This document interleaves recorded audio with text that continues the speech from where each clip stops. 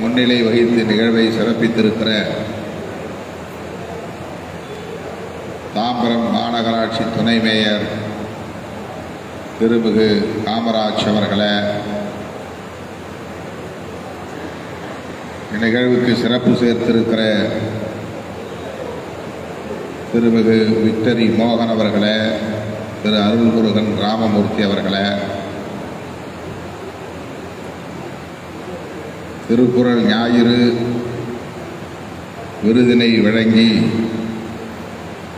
மாணவ மாணவியருக்கு பரிசுகள் அளித்து அனைவரையும் வாழ்த்தி உரையாற்றி சிறப்பித்திருக்கிற திராவிட முன்னேற்றக் கழகத்தை சார்ந்த சட்டமன்ற உறுப்பினர் மதிப்பிற்குரிய அண்ணன் இ. கருணாநிதி அவர்களே, திருக்குறள் அறம் விருதினை பெற்றுள்ள புலவர் ஐயா தா. வேலு அவர்களே, நன்றியுரை ஆற்றவிருக்கிற பச்சையப்பர் கல்லூரியின் மேனாள் முதல்வர் பேராசிரியர் முனைவர் அரங்கசாமி அவர்களே, மற்றும் இந்த நிகழ்வில் என்னோடு வருகை தந்திருக்கிற அருமை தோழர்கள் கு.க. பாவலன் அவர்களே, திருநீர்மலை தமிழரசன் அவர்களே, பொறியாளர் சாமுவேல் அவர்களே, ஸ்ரீராம் இனிய வளவன் பம்மன் சுப்பிரமணி, எம்ஐடி கார்த்திக், ஜெகதீசன், முருகன், தே. ரமேஷ், பெருமா செல்வம், ஜெயந்தி, பாஸ்கர், தன்ராஜ், சுரேஷ் ஆகிய தம்பிகளே, மற்றும் இந்த நிகழ்விலே ஆசிரியர் செம்மல் என்னும் விருதினை பெற்றுள்ள ஆசிரியர் பெருமக்களே, திரளாக கூடியிருக்கிற தமிழ் சொந்தங்களே, உங்கள் அனைவருக்கும் என்னுடைய பணிவார்ந்த வணக்கத்தை தெரிவித்துக் கொள்கிறேன்.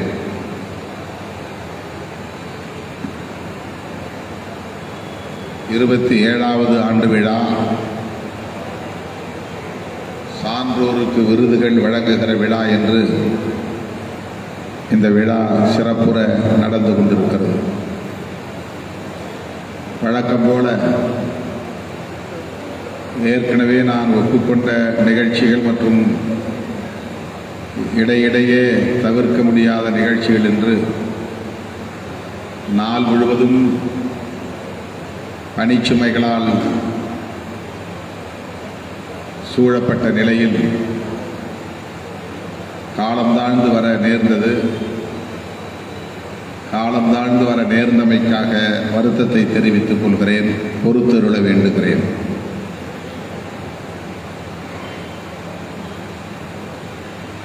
வந்த பின்னர் சான்றோருக்கு விருதுகளை வழங்கக்கூடிய ஒரு வாய்ப்பையும் எனக்கு நீங்கள் வழங்கியிருக்கிறீர்கள். இந்த அரிய வாய்ப்பை எனக்கு வழங்கியமைக்காக எனது மனமார்ந்த நன்றியை பேரவையின் தலைவர்கள் அனைவருக்கும் தெரிவித்துக் கொள்கிறேன். பிறப்புக்கும் எல்லா உயிர்க்கும் என்னும் பொருளில் உரையாற்ற வேண்டும் என்று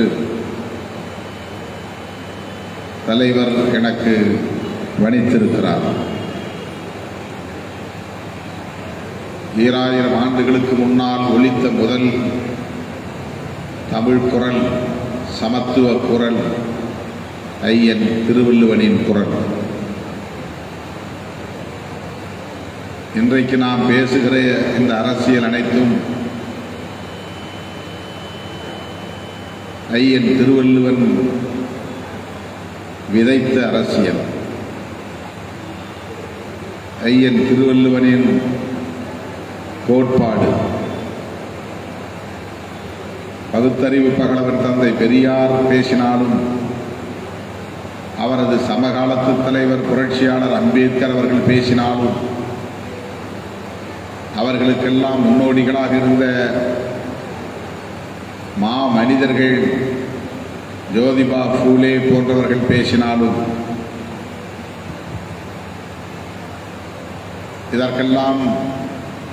இவர்களுக்கெல்லாம் முன்னோடியாக இருந்தவர் ஐயன் திருவள்ளுவர். இன்றைக்கு திருமாவளவன் பேசுவது திருமாவளவனின் புதிய கண்டுபிடிப்பல்ல.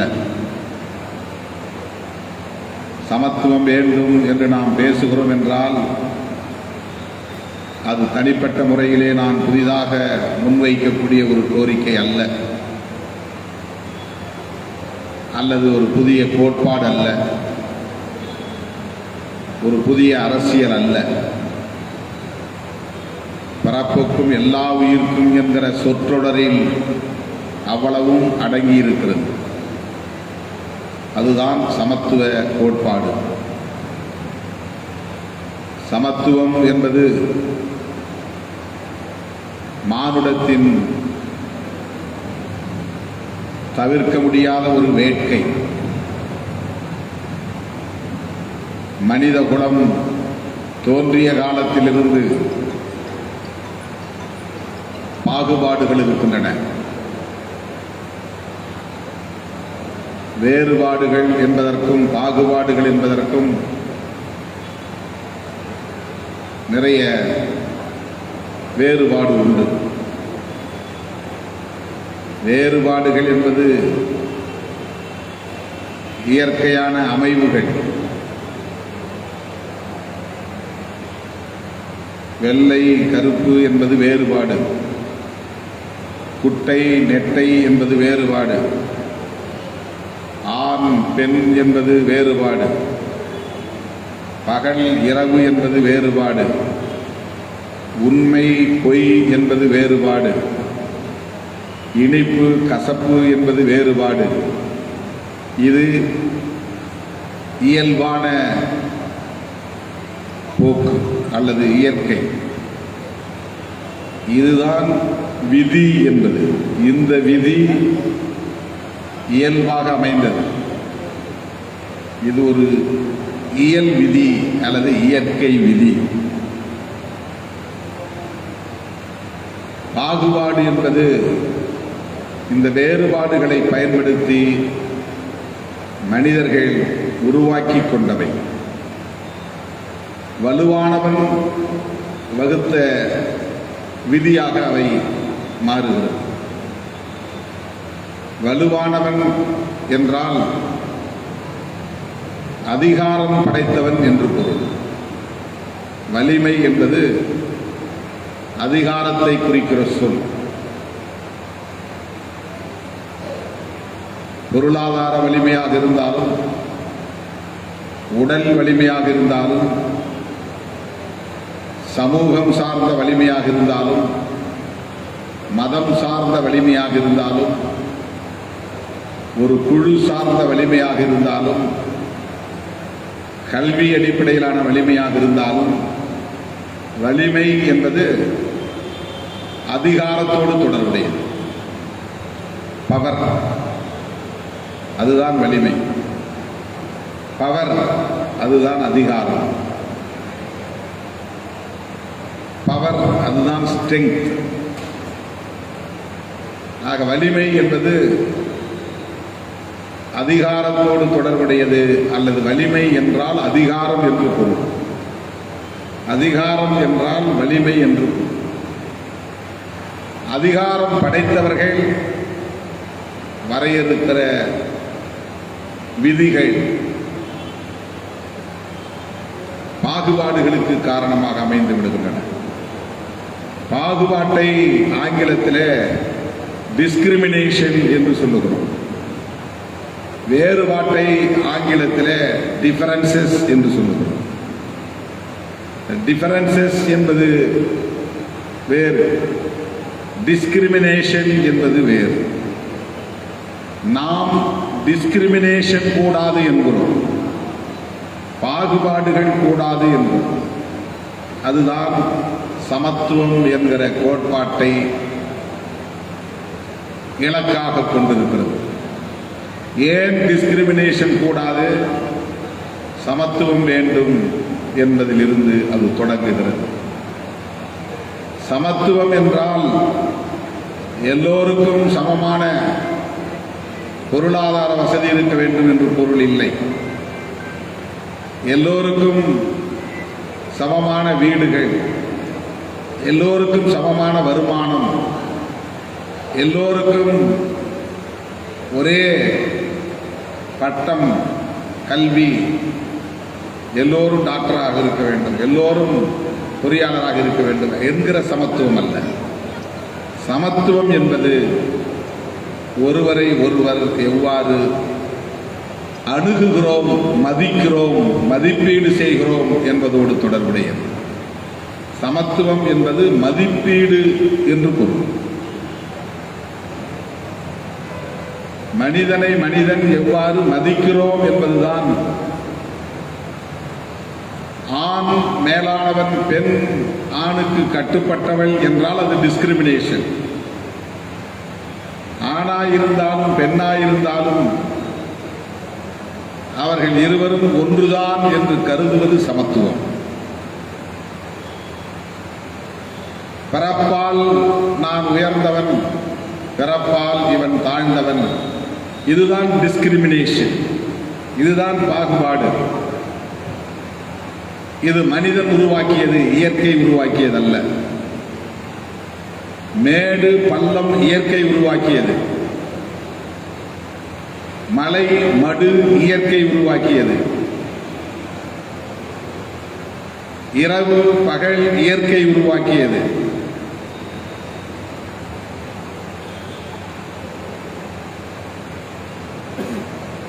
உயர்வு தாழ்வு என்பது மனிதன் உருவாக்கியது. பிறப்பின் அடிப்படையில் உயர்ந்தவன், பிறப்பின் அடிப்படையில் தாழ்ந்தவன் என்பது இயற்கை உருவாக்கியதல்ல. ஆகவே பாகுபாடு என்பது மனிதன் உருவாக்கியது என்றால் எந்த மனிதன்? வலுவான மனிதன். வலுவான மனிதன் என்றால் யார்? அதிகாரம் படைத்தவன். அதிகாரம் படைத்தவன் என்றால் யார்? அவன்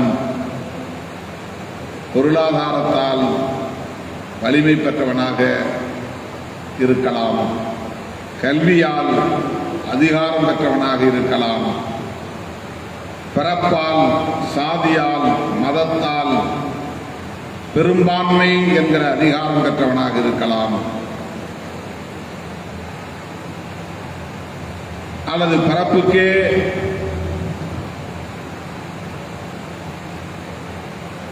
ஒரு பாரம்பரியத்தை தொடர்புபடுத்தி அதன் அடிப்படையில் உயர்வு தாழ்வு போதிக்கப் பெற்று அதை நிலைநாட்டிய வலிமை பெற்றவனாக இருக்கலாம். ஆகவே பாகுபாடு என்பதுதான் மனிதர்களிடையே முரண்களை உருவாக்குகிறது.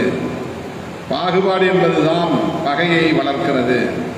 பாகுபாடு என்பதுதான் மோதல்களுக்கு வழிவகுக்கிறது. பாகுபாடு என்பதுதான் ஆதிக்கத்திற்கு இடம் கொடுக்கிறது. பாகுபாடு என்பதுதான் சுரண்டலுக்கு வழிவகுக்கிறது. ஒருத்த உழைப்பை இன்னொருத்த எக்ஸ்ப்ளாய்ட் பண்றான், சுரண்டல், ஏய்க்கிறான். அவருடைய வலிமையை பயன்படுத்தி பிறரின் உழைப்பை சுரண்டுவது. உழைப்பு சுரண்டலுக்கு அது இடம் கொடுக்கிறது. எது? பாகுபாடு. இந்த பாகுபாடு சமத்துவமின்மையை உருவாக்குகிறது. சமத்துவமின்மையை நிலைநாட்டுவதற்கு, அதை தக்க வைப்பதற்கு வலுத்தவனிடையே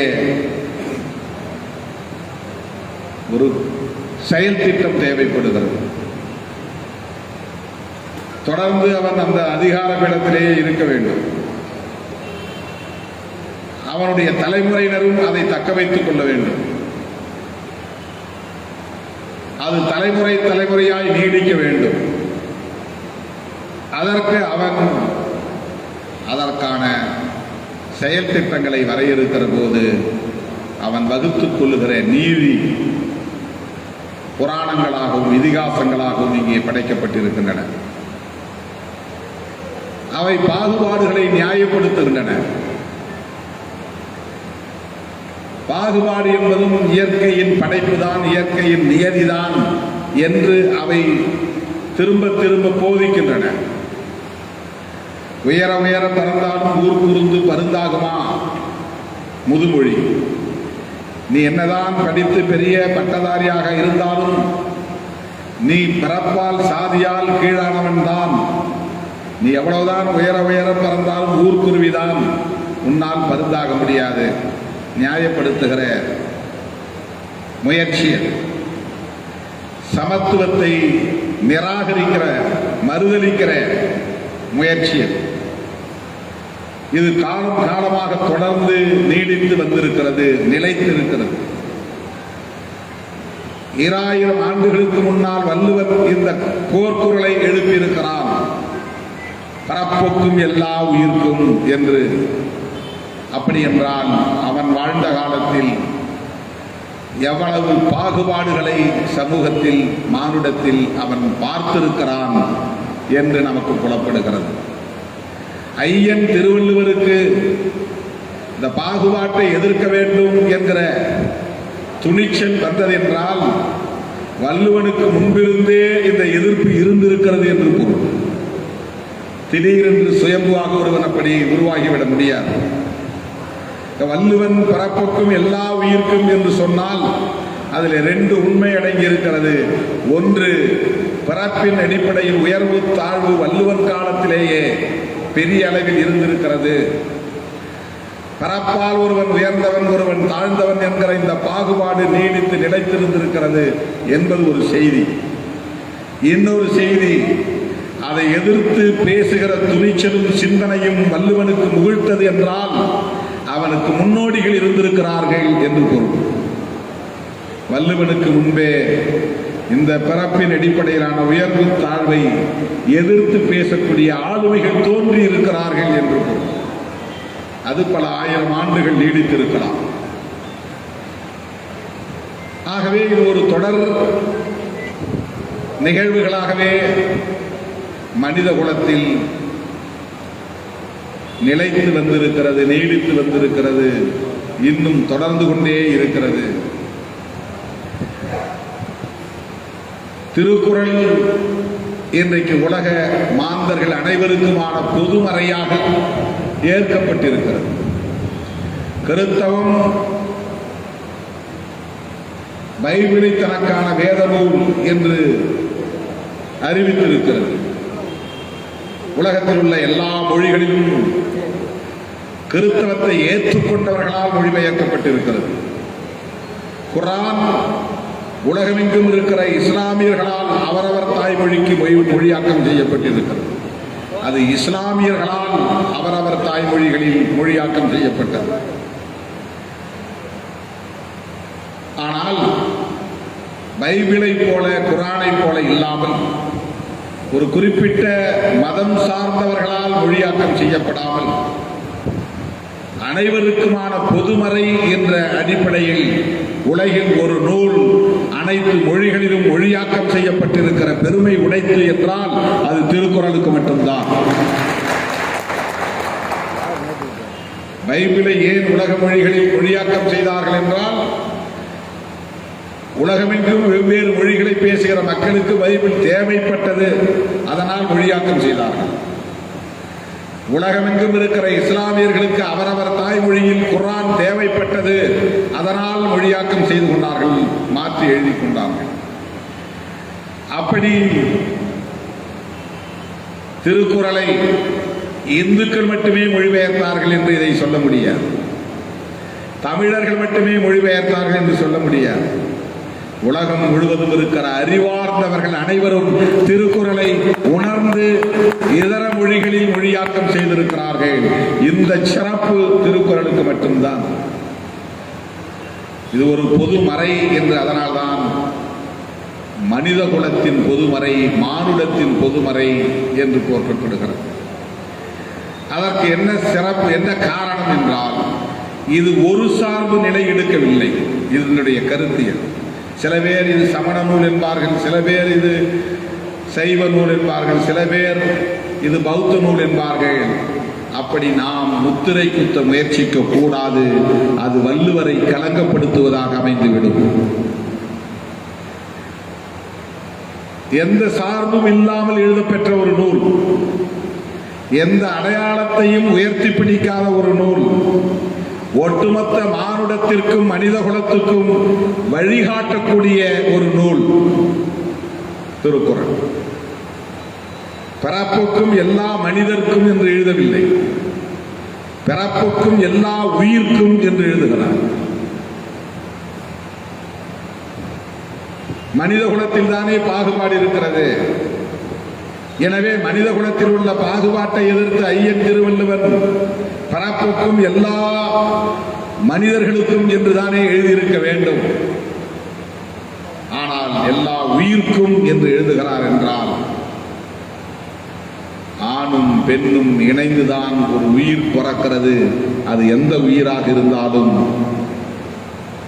அந்த சமத்துவம் உயிர்களுக்கே பொதுவானது என்கிற போது மனிதருக்கும் பொதுவானது தானே. மனிதன் ஏன் சமத்துவத்தை எதிர்க்கிறான்? இதுதான் அந்த சொல்லில் இருக்கிற செய்தி.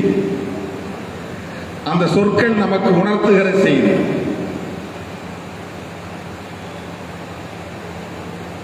வள்ளலார் அதனால்தான் ஆன்மநேயம் பேசினார். வள்ளலார் மனிதநேயம் பேசவில்லை, ஆன்மநேயம். ஆன்மா என்றால் உயிர் என்றுதான் பொருள்.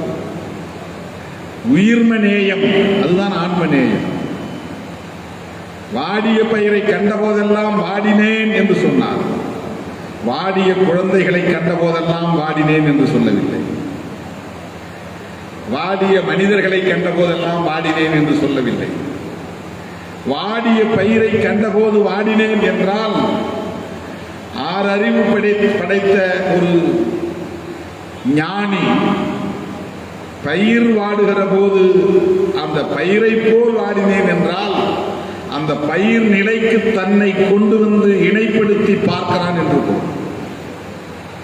தன்னையே பயிராக மாற்றிக் கொள்ளுகிறான் என்று பொருள். பயிர் நிலைக்கு அவன் இறங்கி வருகிறான் என்று பொருள். ஓரறிவு நிலைக்கு தன்னை தாழ்த்தி பார்க்கிறான், இணைத்து பார்க்கிறான், பொருத்தி பார்க்கிறான் என்று பொருள். ஒரு மனிதன் இன்னொரு மனிதனோடு தன்னை இணைத்து பார்க்கிற பக்குவம் இல்லாமல் இருக்கிறோம். எனக்கு வலிப்பது போல்தானே அவனுக்கும் வலிக்கும். அவன் வலித்து அழுகிறான் என்றால் அந்த வலி எப்படி இருக்கும் என்று நான் உணர்ந்தாலே ஆறறிவு மனிதனோடு என்னை பொருத்தி பார்க்கிற பக்குவத்தை பெற்றேன் என்று பொருள்.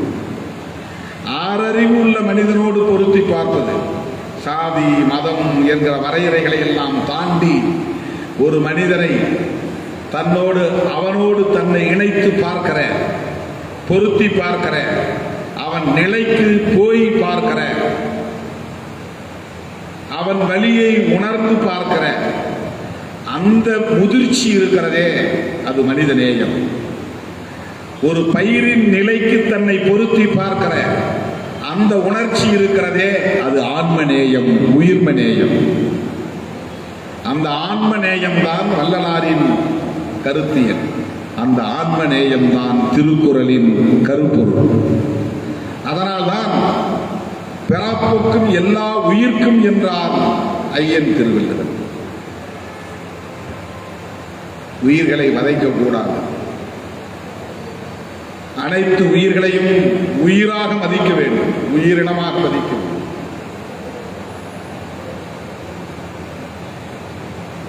எந்த உயிரினத்தையும் நாம் பொருட்படுத்துவதில்லை. கொழு கொழு என்று ஒரு ஆட்டுக்குட்டியை பார்த்தால் உடனே மசாலா போட்டு தடவி அதை எப்படி சாப்பிடலாம் என்று எண்ணுகிறோம். அது ஒரு உயிர் என்று நாம் கருதுவதில்லை. அதை ஒரு பொருட்டாகவே நாம் மதிப்பதில்லை, அதை எடுத்துக்கொள்வதில்லை. நாம் அப்படி வளர்க்கப்பட்டிருக்கிறோம், பழக்கப்பட்டிருக்கிறோம். நம்முடைய சிந்தனை பழக்கமே அப்படி மாறி போயிருக்கிறது. அப்படித்தான் சாதிய உணர்வும் பழக்கப்பட்டிருக்கிறது. அவன் கீழ்சாதி என்றால் அவனை எப்படியும் நடத்தலாம், அவமதிக்கலாம், அது குற்றமில்லை, அது பிழை இல்லை என்கிற ஒரு உளவியல் இங்கே நிறுவப்பட்டு விட்டது. அது பொது உளவியலாக கட்டமைக்கப்பட்டிருக்கிறது. அது நியாயப்படுத்தப்பட்டிருக்கிறது. பெண்ணை எப்படியும் நடத்தலாம், மனைவியாயிருந்தாலும் தாயாயிருந்தாலும், அது இங்கே ஒரு பொது உளவியலாக கட்டமைக்கப்பட்டிருக்கிறது. எளியவர்களை எப்படியும் மிருகத்தை விடவும் கேவலமாக நடத்தலாம், உழைப்பவர்களை எப்படியும் அவமதிக்கலாம். இங்கே அது ஒரு பொது உளவியலாக கட்டமைக்கப்பட்டிருக்கிறது. உழைப்பவர்களை, வீட்டு வேலை செய்யக்கூடியவர்களை, கழிப்பறைகளை சுத்தம் செய்யக்கூடியவர்களை, துணி துவைப்பவர்களை, முடி திருத்துபவர்களை எப்படியும் அவர்களை அவமதிக்கலாம், வெளியே நிறுத்தலாம். இது ஒரு பொது உளவியலாக, சமூக உளவியலாக இங்கே கட்டமைக்கப்பட்டிருக்கிறது. அதில் குற்ற உணர்வே இல்லாத வகையிலே நம்முடைய உளவியல் இங்கே வளர்த்தெடுக்கப்பட்டிருக்கிறது. அது ஜீன் வழியாகவே தலைமுறை விட்டு தலைமுறை கடந்து வந்து கொண்டே இருக்கிறது. அது பிறப்பிலேயே அது நியாயப்படுத்தப்பட்டதாக மாறுகிறது.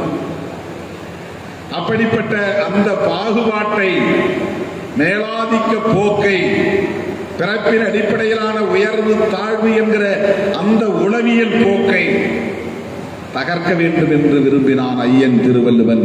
அதனால் தான் பிறப்புக்கும் எல்லா உயிர்க்கும் என்று சொன்னான். இதனுடைய அடிப்படை கோட்பாடு சமத்துவம் என்பதுதான். திருக்குறளில் என்னென்னவோ பரிமாணங்களில் கருத்துகள் சொல்லப்பட்டிருக்கின்றன. அறத்துப்பால், பொருட்பால், இன்பத்துப்பால் என்று 3 பாலினங்களாக பிரித்து அவற்றை மொழியியல் வல்லுநர்கள், தமிழ் அறிஞர்கள், கருத்தியல் தர்க்கவியல் ஞானிகள், தத்துவ ஞானிகள் ஒவ்வொருவரும் ஒவ்வொரு கோணத்திலே அதற்கான புதிய புதிய விளக்கங்களை சொல்லி இருக்கிறார்கள். ஆனால் அடிப்படையில் அந்த நூல் ஒற்றை வரியில் சொல்ல வேண்டுமானால் சமத்துவத்திற்கான நூல், மானுட சமத்துவத்திற்கான நூல். அந்த புரிதலை நாம் மக்களிடத்திலே கொண்டு போய் சேர்ப்பதற்கு பாடாற்ற வேண்டும். அத்தகைய புரிதலோடு திருக்குறள் பேரவைகள் இயங்க வேண்டும். அதுதான் ஐயன் திருவள்ளுவருக்கு நாம் செலுத்துகிற உண்மையான சிறப்பாக இருக்க முடியும் என்பதை சொல்லி இந்த வாய்ப்புக்கு நன்றி கூறி பிடிக்கிறேன். நன்றி, வணக்கம்.